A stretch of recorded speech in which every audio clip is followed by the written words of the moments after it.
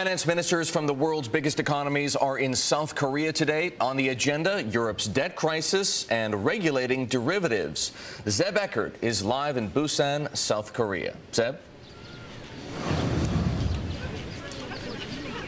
Eric, good morning to you. Well, those finance ministers, including U.S. Treasury Secretary Tim Geithner, they're sitting down to dinner right now behind me, and they're beginning those official discussions. The European debt crisis really at the front and center of these conversations as they figure out the impact to global growth. Now, they'll also be talking about international financial regulation and reform, as well as that controversial banking tax that the U.S. is pushing. And it's interesting to note here, of course, this is not just the old guard G7, the rich industrialized nations. We now have the G-20, the BRIC nations playing a big role here. Brazil, Russia, India, and of course China. Earlier today, we spoke with Youssef Boutros-Ghali. He's the finance minister from Egypt. Listen to what he had to say about the role of these emerging economies at this G20.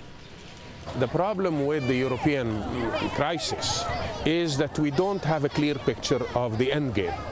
We don't know what the end game is going to look like. They have devised a fund, they have put up the money, they have changed a bit the intervention of the ECB, but the end game is still not very clear. This is why the markets are still having anxiety attacks about various countries in the European Union that could end up like Greece. And concerns over the European debt crisis clearly factoring into the conversations here. We also earlier today spoke with the Indian finance minister, Pranab Mukherjee. He commented on what it will do to India's economy. The crisis of these countries as such is not going to affect us adversely.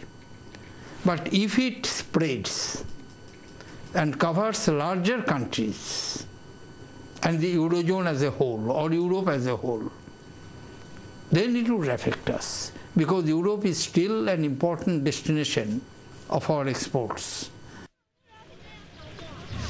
So those leaders meeting tonight, they'll continue their discussions through tomorrow and release their communique tomorrow afternoon. We'll see whether or not they come to some kind of consensus here. Not high expectations for any kind of dramatic movement out of the G20 at this meeting.